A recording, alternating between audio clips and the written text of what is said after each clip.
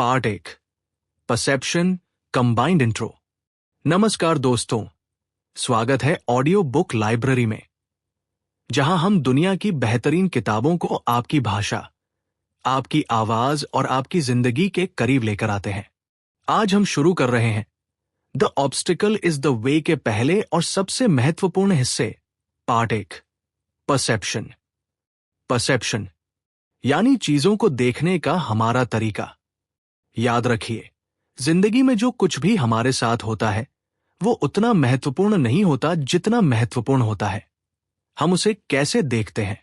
ये पाठ हमें सिखाता है कि हम अपनी नजर को कैसे साफ करें, भावनाओं से ऊपर उठकर, डर से बाहर निकलकर हर ऑब्स्टिकल को एक अलग नजर से देखने की कला कैसे सीखें, क्योंकि सही नजरिया ही सही रास्ता दिखाता है। ऑब्स्टिकल तभी तक ऑब्स्टिकल लगता है जब तक हमारी परसेप्शन कमजोर होती है। जैसे ही परसेप्शन बदलती है, रुकावटें प्योर अवसर बन जाती हैं। तो चलिए दोस्तों, शुरू करते हैं पार्ट 1 परसेप्शन, जहां हम सीखेंगे कि कैसे नजर बदलो और नतीजे खुद ब खुद बदल जाएंगे। और हां, अगर आपने कोई किताब या कहानी लिखी है जो अभी तक पब्लिश नहीं हुई है, आप हमें भेज सकते हैं। हम उसे अपने चैनल ऑडियो बुक लाइब्रेरी पर सुनाने का मौका जरूर देंगे। तो तैयार हो जाइए, पार्ट 1 की अद्भुत जर्नी शुरू होती है यहीं से। Chapter 1 the discipline of perception.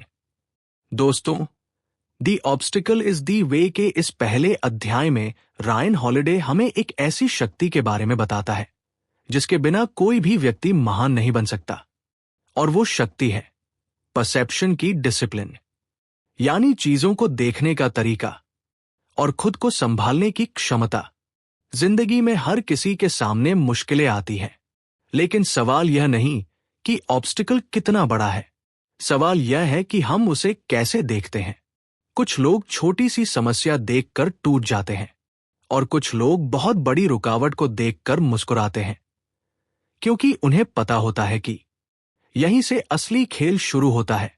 लेखक कहता है, हमारे पास हमेशा एक चीज का नियंत्रण होता है, हमारी परसेप्शन। हम तय करते हैं कि हम चीजों को कैसे इंटरप्रेट करेंगे, डर के साथ, गुस्से के साथ या साफ शांत दिमाग से। हिस्ट्री में जितने भी महान लोग हुए, जनरल्स, लीडर्स, इन्वेंटर्स, राइटर्स, इन सभी में एक बात कॉमन थी, उन्होंने अपने दिमाग को ट्रेन किया था कि वो किसी भी स्थिति में साफ सोच सके। रायन हॉलिडे बताता है कि जब कोई ऑब्स्टिकल सामने आता है तो एक डिसिप्लिन्ड पर्सन सबसे पहले अपने दिमाग से 3 चीजें हटाता है। 1 पैनिक, घबराहट। 2 इमोशन, भावनाएं जो हमें अंधा कर देती है। 3 अजम्पशंस, वो गलत कहानियां जो हम खुद को बता देते हैं।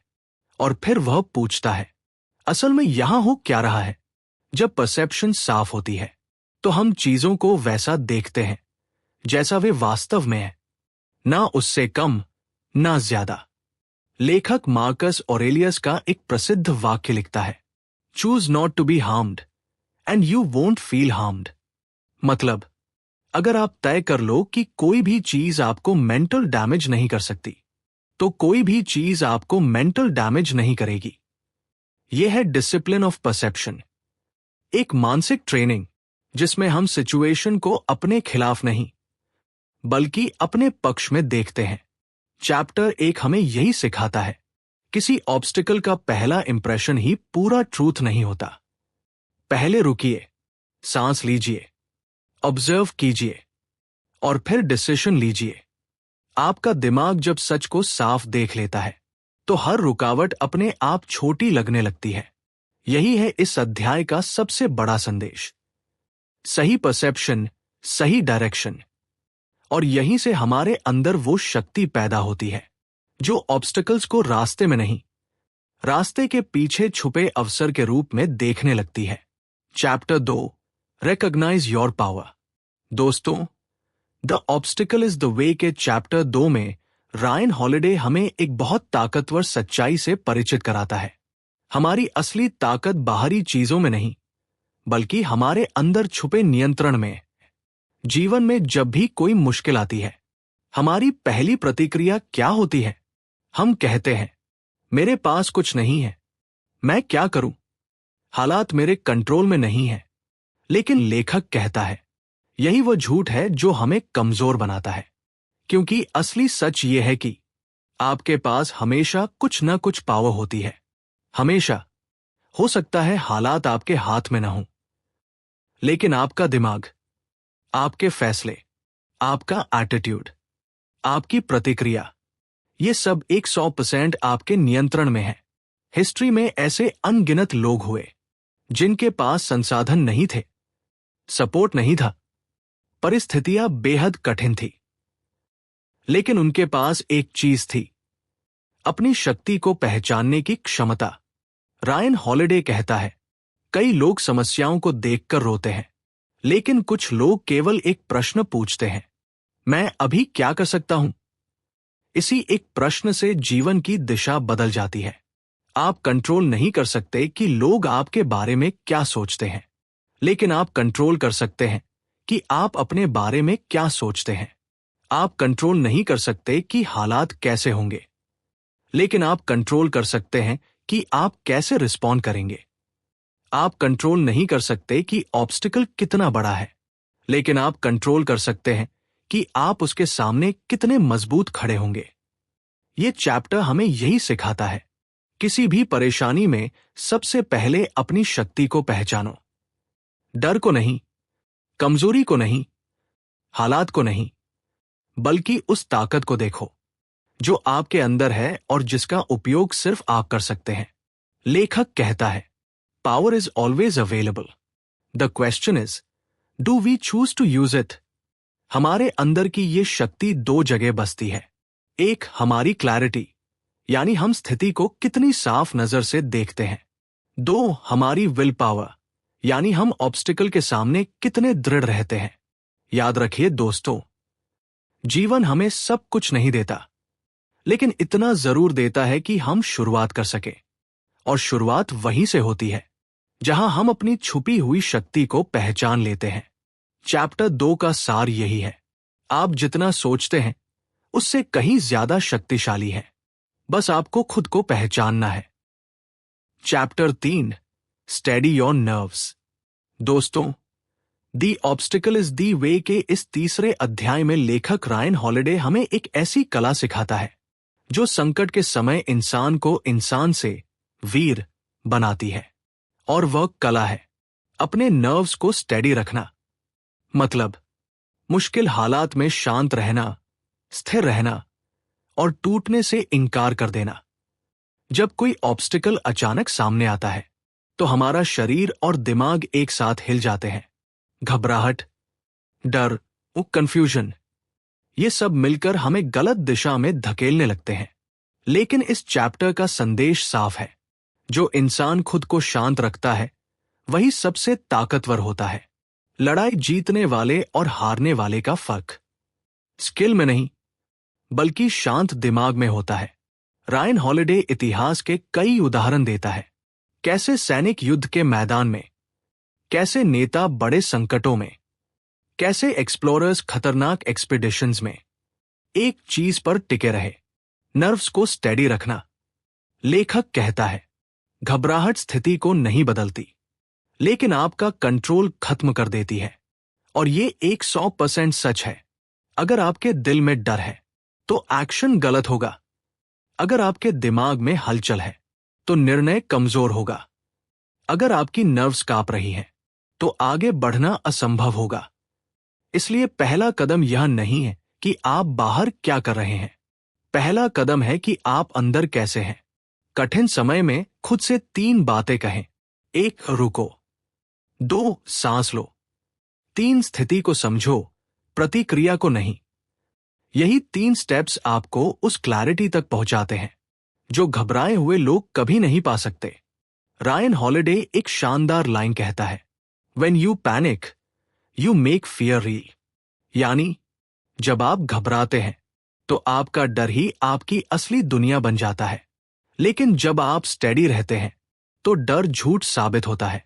ये चैप्टर हमें याद दिलाता है, हम कितने भी टैलेंटेड हो, कितने भी इंटेलिजेंट हो, कितना भी प्लानिंग कर ले, अगर मुश्किल समय में हम अपने नर्व्स पर कंट्रोल नहीं रख पाए तो सब बेकार है। स्थिर दिमाग, सही निर्णय, सही दिशा। इस अध्याय का गहरा संदेश है, मुश्किलें आपको तोड़ नहीं सकती, लेकिन घबराहट जरूर तोड़ सकती है। तो दोस्तों, जब भी जिंदगी आपके सामने बड़ी रुकावट रखे, रुकिए नहीं, टूटिए नहीं, बस अपने नर्व स्टेडी कीजिए। यहीं से आपकी जीत शुरू होती है। Chapter 4, control your emotions. दोस्तों, the obstacle is the way के इस चौथे अध्याय में रायन हॉलिडे हमें एक ऐसी क्षमता के बारे में बताता है जो हर महान इंसान की पहचान होती है, और वो है अपनी भावनाओं पर नियंत्रण। ऑब्स्टिकल सामने आते ही हमारी इमोशंस बिजली की तरह स्ट्राइक करती हैं। डर, गुस्सा, जलन, चिंता, निराशा। इमोशंस हमें ह्यूमन बनाती है, लेकिन अगर उनका कंट्रोल हमारे पास ना हो तो वही इमोशंस हमें बर्बाद भी कर सकती है। लेखक कहता है, emotion is energy, but uncontrolled emotion becomes destruction. सही कहा है, बिना कंट्रोल की हुई भावनाएं एक तेज बहती नदी की तरह होती है, जो रास्ता नहीं देखती, सिर्फ बहाती है। लेकिन एक डिसिप्लिन्ड माइंड भावनाओं की नदी को दिशा देता है। रायन हॉलिडे हमें कहानी के जरिए समझाता है, जब कोई ऑब्स्टिकल आता है तो इमैच्योर माइंड सबसे पहले इमोशनल रिएक्शन देता है। क्यों मेरे साथ? मैं ही क्यों? ये बहुत मुश्किल है। और इसी इमोशनल बाढ़ में हम वो देख ही नहीं पाते जो असल में हमारे सामने है। लेकिन स्ट्रॉन्ग माइंड एक ही सवाल पूछता है, ठीक है, अब क्या करना है? इमोशन को डिनाई मत करो, लेकिन उसे ड्राइव भी मत करने दो। भावनाएं हमारे साथ चले, हमारे आगे नहीं। इतिहास के सबसे महान Stoics Marcus Aurelius, Epictetus, Seneca एक बात बार बार कहते हैं, अगर अपने इमोशंस पर विजय पाली तो दुनिया में कोई भी जीतना मुश्किल नहीं। सो ऑब्स्टिकल बड़ा नहीं होता, हमारा भावनात्मक रिएक्शन उसे बड़ा बना देता है। उदाहरण के तौर पर, एक छोटी सी क्रिटिसिज्म हमें कई दिनों तक परेशान रख देती है, क्योंकि हम इमोशनली इसे दिल पर ले लेते हैं। एक छोटी सी सेटबैक हमें तोड़ देती है, क्योंकि हम उसे फेलियर समझ लेते हैं, न कि सीखने का मौका। ये चैप्टर हमें सिखाता है, भावनाओं को एक्नॉलेज करो, लेकिन उन्हें फैसला लेने मत दो। सिचुएशन को लॉजिकली देखो, एक्शन इमोशन से नहीं, क्लैरिटी से लो। रायन हॉलिडे कहता है, if we can't control what happens, we must control how we respond. ये बात जिंदगी का पूरा फॉर्मूला है। Control your emotions, control your response. Control your response, control your destiny. जब इमोशन काम होता है तो दिमाग साफ होता है। जब दिमाग साफ होता है तो हम समाधान देख पाते हैं, और जब समाधान दिखता है तो ऑब्स्टिकल वैसा डरावना नहीं लगता जैसा पहले लग रहा था। इस अध्याय का सार यही है, भावनाएं आपकी दुश्मन नहीं है, लेकिन उनका अनकंट्रोल्ड रूप हर ऑब्स्टिकल को 10 गुना बड़ा बना देता है। तो दोस्तों, अगर ऑब्स्टिकल्स को हराना है तो पहला काम है, इमोशंस को हैंडल करना सीखो। फिर देखना, दुनिया छोटी लगने लगेगी। Chapter 5, practise objectivity. दोस्तों, the obstacle is the way के इस 5वें अध्याय में रायन हॉलिडे हमें एक ऐसी कला सिखाता है जो हर सफल, समझदार और मजबूत व्यक्ति के दिमाग में होती है। और वो कला है ऑब्जेक्टिविटी, यानी चीजों को बिना ड्रामा और बिना एग्जैजरेशन के वैसा देखना जैसा वे सच में है। हाँ, जिंदगी में जब भी कोई ऑब्स्टिकल आता है, हम अक्सर उसे अपने दिमाग में इतना बड़ा बना लेते हैं कि वह असल से कहीं ज्यादा डरावना लगने लगता है।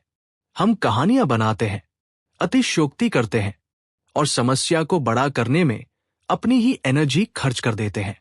लेकिन लेखक कहता है, ऑब्जेक्टिव माइंड ही ऑब्स्टिकल को सही आकार में देख सकता है ऑब्जेक्टिविटी मीन्स ना भावनात्मक एग्जैजरेशन, ना इमेजिनेशन की अनावश्यक उड़ान, ना नेगेटिव कहानी, ना सब कुछ खत्म मान लेना, बल्कि सिर्फ एक ही चीज। ये सच में क्या है? रायन हॉलिडे बताता है, जब सिचुएशंस को ऑब्जेक्टिविटी से देखा जाए तो क्लैरिटी अपने आप आने लगती है, और क्लैरिटी के साथ सही दिशा मिल जाती है। बच्चों की तरह रिएक्ट करने की बजाय अडल्ट की तरह ऑब्जर्व करना, यही ऑब्जेक्टिविटी है। उदाहरण के लिए, अगर किसी बिजनेस में लॉस हुआ तो इसका मतलब यह नहीं कि सब खत्म हो गया, बल्कि ऑब्जेक्टिविटी कहती है क्या हुआ, क्यों हुआ, क्या सुधार किया जा सकता है। अगर किसी रिश्ते में मिसअंडरस्टैंडिंग हुई तो इसका मतलब यह नहीं कि रिश्ता टूट गया, बल्कि ऑब्जेक्टिविटी कहती है कहाँ कम्युनिकेशन गैप है। हमारी प्रॉब्लम्स उतनी भारी नहीं होती जितने भारी हम उन्हें बना देते हैं। लेखक एक लाइन कहता है, detach from the situation, step back, look with fresh eyes. यानी अपने दिमाग को सिचुएशन से थोड़ा बाहर निकालकर उसे एक थर्ड पर्सन की तरह देखो, जैसे किसी और की लाइफ में ये घटना हो रही हो। क्योंकि जब आप ड्रामा में फंसे रहते हैं आप ट्रूथ नहीं देख पाते, लेकिन जब आप ऑब्जेक्टिव रहते हैं आप सॉल्यूशन साफ साफ देख पाते हैं। ऑब्जेक्टिविटी एक सुपर पावर है। यह आपको ओवर रिएक्शन से बचाती है, यह आपकी एनर्जी बचाती है, यह आपको सही निर्णय लेने में मदद करती है, यह हर ऑब्स्टिकल को मैनेजेबल बना देती है। इस चैप्टर का सबसे गहरा संदेश यही है, रियलिटी को जैसा है वैसा देखने की आदत डालो, न उससे कम न ज्यादा। ऑब्स्टिकल आपके दिमाग में बड़ा नहीं, बल्कि आपकी पर्सपेक्टिव में बड़ा होता है, और ऑब्जेक्टिविटी उस पर्सपेक्टिव को ठीक करने की कुंजी है। तो दोस्तों, अपने माइंड को ट्रेन करो कि ड्रामा नहीं, सच देखे, संघर्ष नहीं, रास्ता देखे।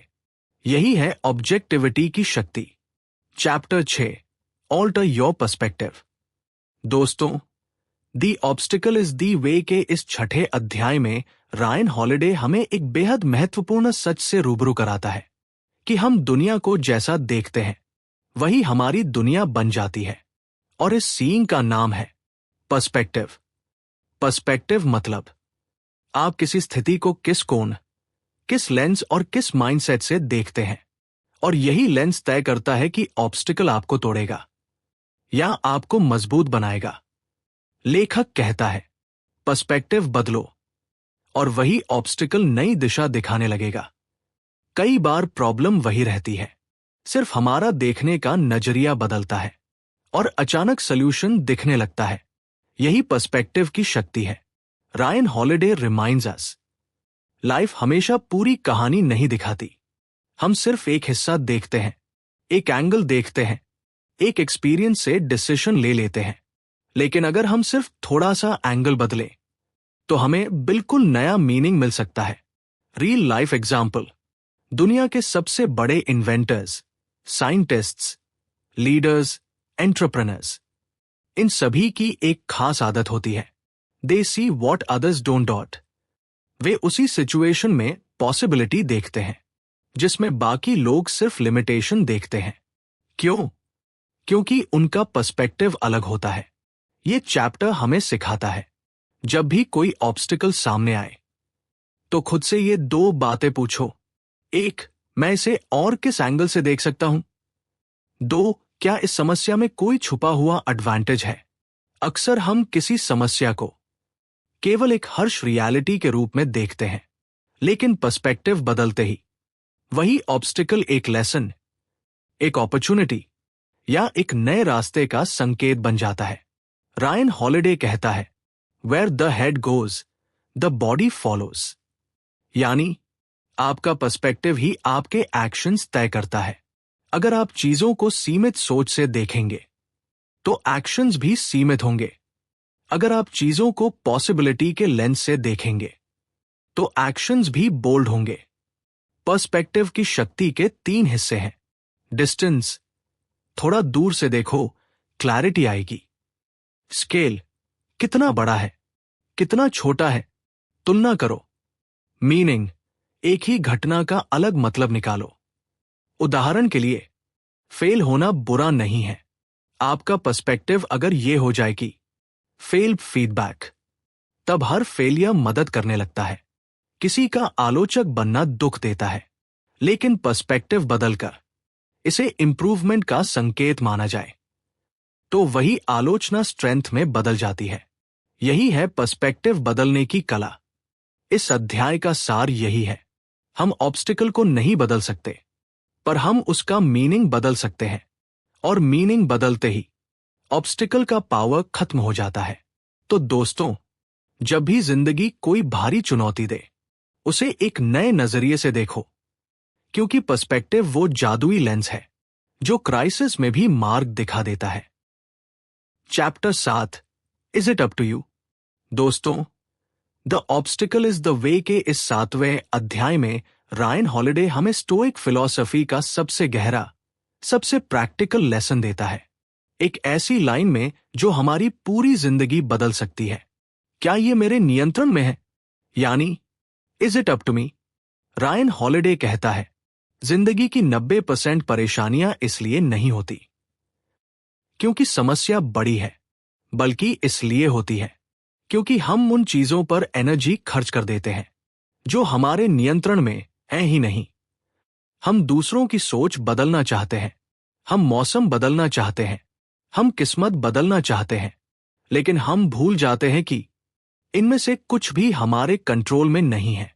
सबसे जरूरी सच ये है, आपके कंट्रोल में सिर्फ आपकी सोच है, आपके कंट्रोल में सिर्फ आपका एटीट्यूड है, आपके कंट्रोल में सिर्फ आपका एफर्ट है, और आपकी प्रतिक्रिया, आप कैसे रिस्पॉन्ड करते हैं, ये भी आपके कंट्रोल में है। बाकी सब आपका नहीं। और ये सच जानना एक तरह की फ्रीडम देता है, मेंटल फ्रीडम, क्योंकि जब आप ये समझ जाते हैं कि वो चीजें जिन्हें आप ठीक नहीं कर सकते, उन्हें लेकर चिंता करना बेकार है, तो अचानक आपका दिमाग हल्का हो जाता है, आपकी एनर्जी मुक्त हो जाती है, आप वो करना शुरू करते हैं जो वास्तव में आपके हाथ में है।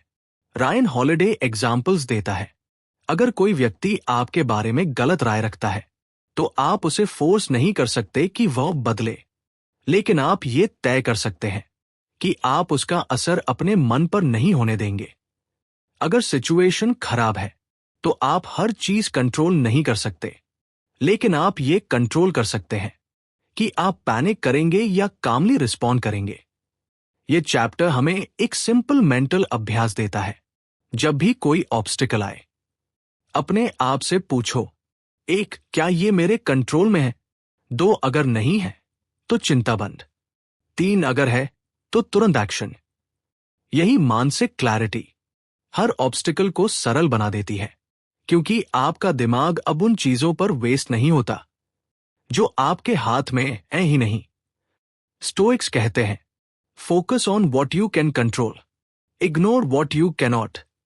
और ये नियम जीवन के हर क्षेत्र में लागू होता है, काम, रिश्ते, बिजनेस, हेल्थ, गोल्स, फेलियर्स।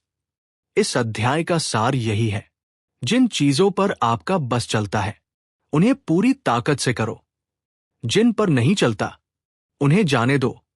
इसी क्लैरिटी में असली शांति है, इसी क्लैरिटी में असली ताकत है, और इसी क्लैरिटी में ऑब्स्टिकल्स को पार करने का असली रास्ता है। तो दोस्तों, जब भी मुश्किल आए, बस एक सवाल पूछिए, is it up to me? अगर हाँ, एक्शन लो, अगर नहीं, उसे मन से उतार दो। यही है जीत की ओर पहला कदम। दोस्तों, द ऑब्स्टिकल इज द वे की पार्ट एक परसेप्शन की ये यात्रा यही पूरी होती है। हमने जाना कि हमारी नजर, हमारा नजरिया यानी परसेप्शन ही वह चाबी है जो किसी भी मुश्किल को अवसर में बदल सकती है। दुनिया कैसी है, यह उतना मायने नहीं रखता, हम उसे कैसे देखते हैं, यह सब कुछ बदल देता है। अगर हम शांत दिमाग से, स्पष्ट सोच के साथ और सही नजरिए से हालात को देखें, तो कोई भी रुकावट हमें रोक नहीं सकती। यही है स्टोइक माइंडसेट की असली शक्ति। अब पार्ट 2 और पार्ट 3 में हम जानेंगे कि एक्शन और विल कैसे हमारी लाइफ को अगले लेवल पर ले जाते हैं। तो जुड़े रहिए ऑडियो बुक लाइब्रेरी के साथ। अगर आपको ये ऑडियो बुक पसंद आई हो तो वीडियो को लाइक, शेयर और सब्सक्राइब करना बिल्कुल न भूलें। और हाँ, अगर आपने कोई किताब लिखी है या कोई कहानी जो अभी तक पब्लिश नहीं हुई है तो आप हमें भेजिए, हम उसे अपने चैनल पर सुनाएंगे। यह है आपका अपना चैनल ऑडियो बुक लाइब्रेरी, जहां हर किताब बनती है आपकी शिक्षक, आपकी साथी और आपकी प्रेरणा। धन्यवाद दोस्तों।